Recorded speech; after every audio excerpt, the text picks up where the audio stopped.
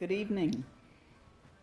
This is October 6th, Saturday, and this is a continuation of orthostatic blood pressures, the orthostatic journey, my cardiac event monitoring journey, a continuation from my video, how the ME patient can get their foot in the cardiologist office. I hope these videos have been helpful. I find this area is really important because this is one of the things that steals quality of life. So that's why I'm doing these videos, to hopefully help at least one person.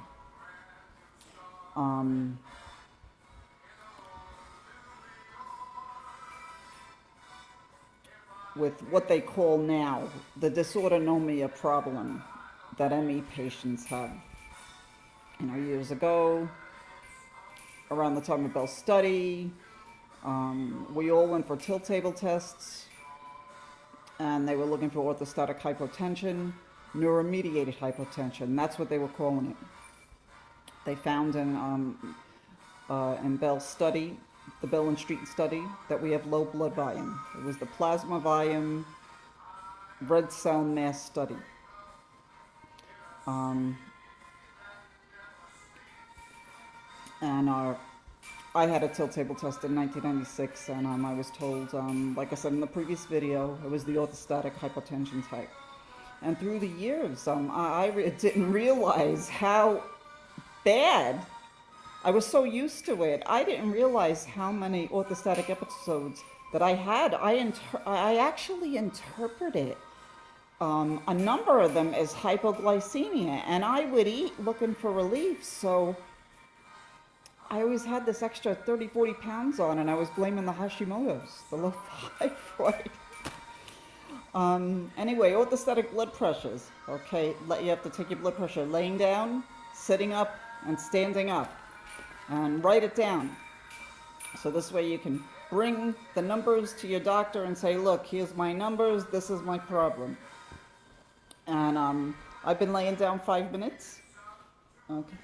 And also, remember, get the blood pressure cuff for the arm, not the wrist. This is more accurate. The one on the wrist is not as accurate. So we'll get the first one.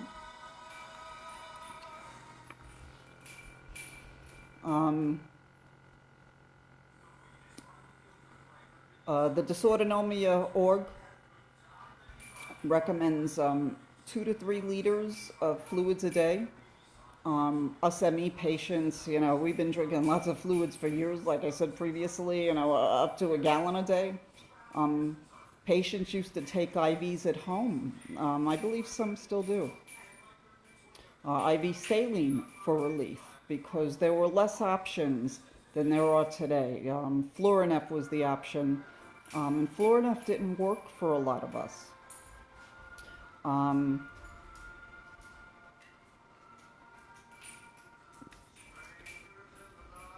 got a 125/67. How cool. We'll just do one more. Heart rate 62. That's actually what my cardiologist, he wants the blood pressure around 120. So actually that's a number that he would want. But we're going to check it again. I always like to do 2 to make sure that the numbers are correct, that we're accurate. Okay, because if you're getting therapy prescribed, you want those numbers to be accurate. If the numbers are up there, you don't want, the cardiologist isn't going to increase the dose you're on if you're monitoring therapy. Oh, see, 106/95. Now that's kind of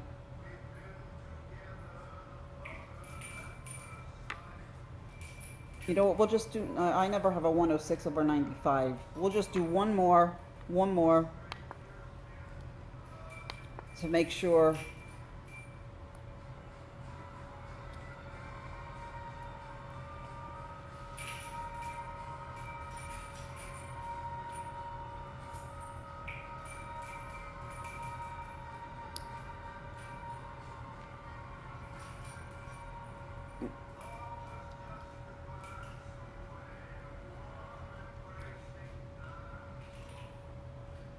I know,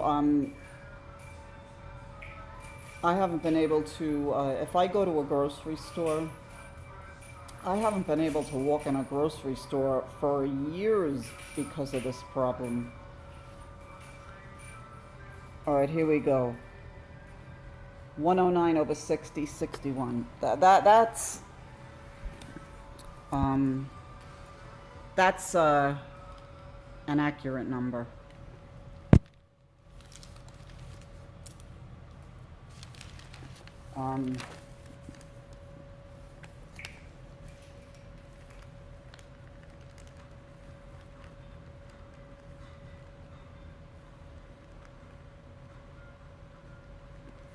Okay, so 109.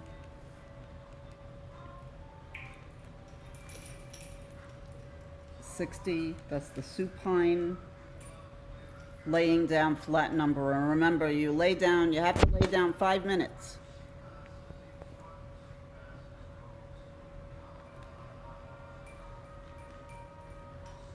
Okay, so now we're going to get a sitting up blood pressure, and you have to be sitting up 1 to 2 minutes.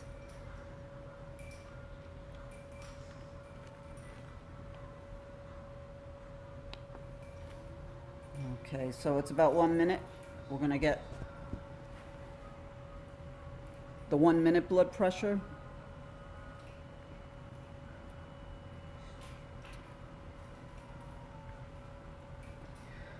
Also remember, no salt restriction for dysautonomia patients. You know, people still have the notion that you have to take that salt shaker away from all the cardiology patients. Not all the cardiology patients, and not the dysautonomia patients. You need volume. The salt helps increase volume.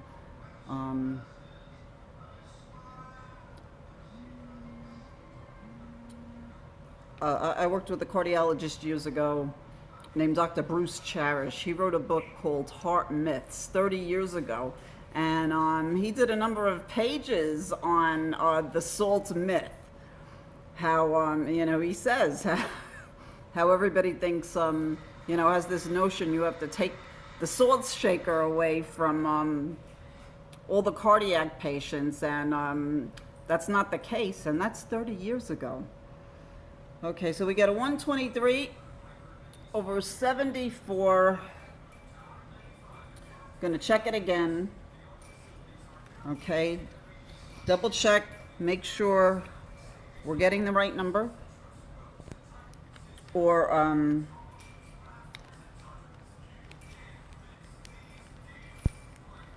the most sensible number, the number that's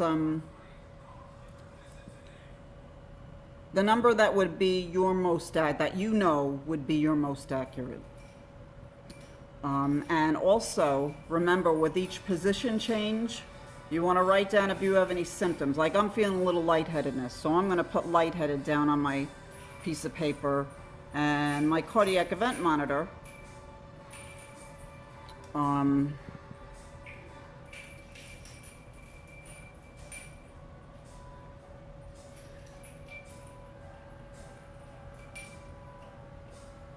I'm going to note it on my cardiac event monitor. After this blood pressure finishes here, I'm going to press the button and note it on the symptom list on the cardiac event monitor. So the cardiologist can say if there's something going on, an arrhythmia.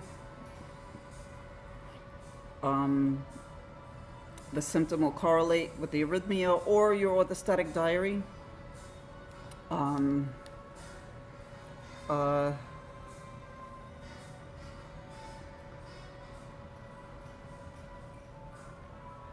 right, 114/71. That's a little more accurate for my sitting up blood pressure. Always make sure you write down the heart rate. You want to see if you're tachycardic, if your heart rate goes up with each position change. All right, so now we're going to do the standing up blood pressure, and we're going to go back over to the kitchen.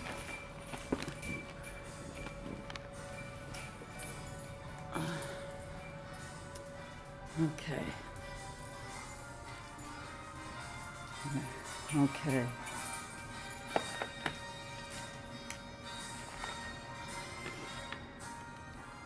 And I'm feeling symptoms with that. You know, that's the quality of life thing. The dizziness, the lightheadedness.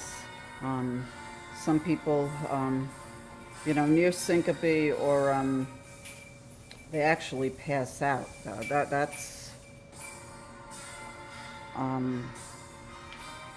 That's what makes this unsafe.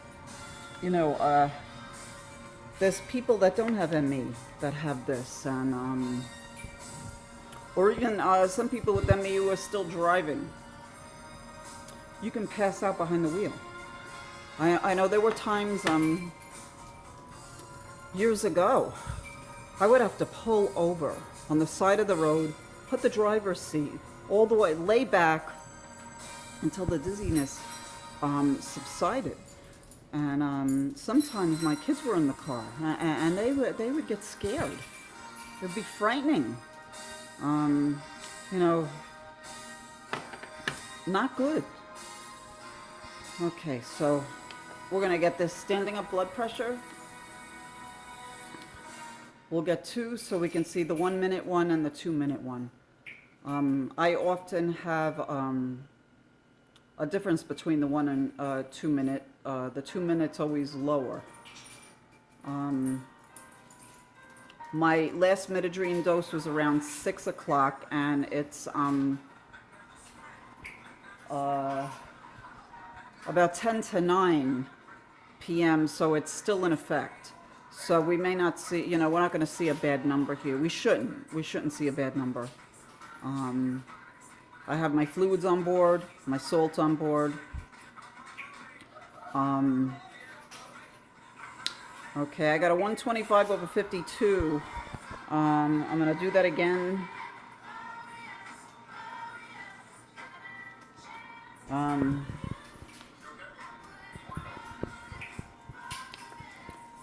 For the double check, okay, because that's a little high for me for a standing up blood pressure.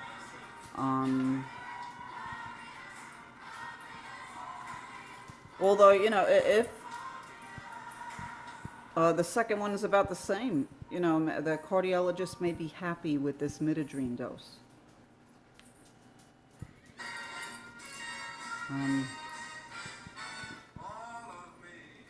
And yes, I'm trying to look real. You can see I'm not glammed up for the camera. You know, many times, you know, most of the time I refuse really to, you know, to look like a disabled ME patient in front of the camera. I used to years ago for awareness, but I felt it really wasn't effective. So I thought, you know, I'm not gonna do that. I'm gonna fake it till I make it. I'm gonna, you know, look well. I refuse to show, you know. Okay, so I got a 118/77. So actually, that's good. So the midodrine, the fluids,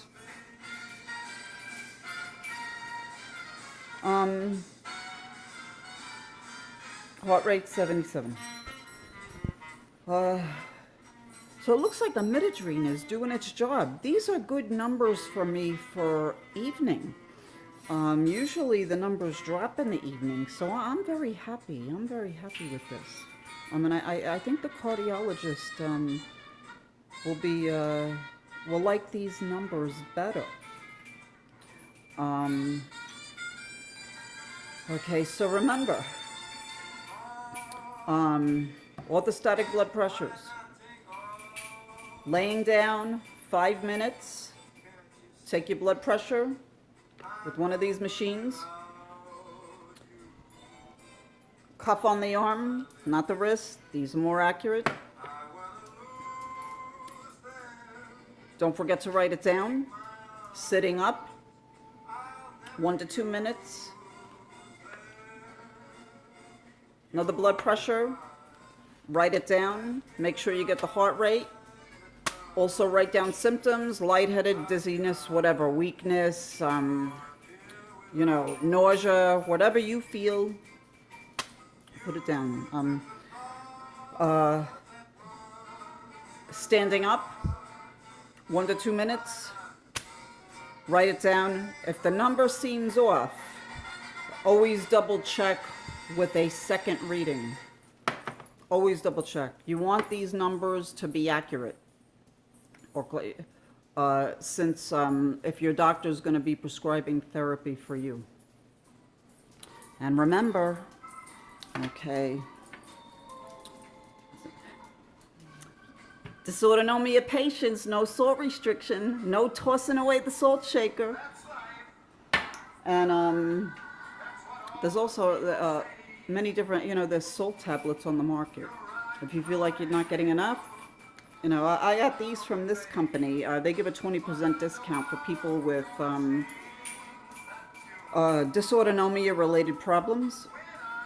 Also a few other problems on here. Actually, they have EDS, Ehlers-Danlos syndrome, cystic fibrosis. They give 20% discount for people using this as a medical food. Actually, and also runners who run outside long distance. They have a lot of insensible loss when they sweat. They lose a lot of electrolytes. They have directions on here for the runners, how many they should take. And don't forget your fluids. 2 to 3 liters a day. Us who are in this loop for many years, we know, but the newer patients, it's important. And what you do, you know what I do? I'll tell you what I do.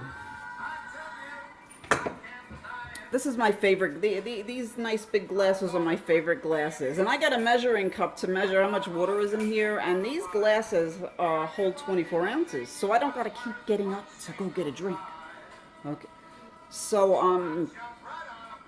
I keep track of how many of these I have to drink a day. So that's an idea that may be helpful for you. The book I mentioned by Dr. Bruce Cherish, Heart Myths. It's out of print, but you can still get it on Amazon. And it talks about the salt myth on here. I worked with Dr. Bruce Cherish, and so did a friend of mine on Facebook. We worked in the CCU 30 years ago in New York.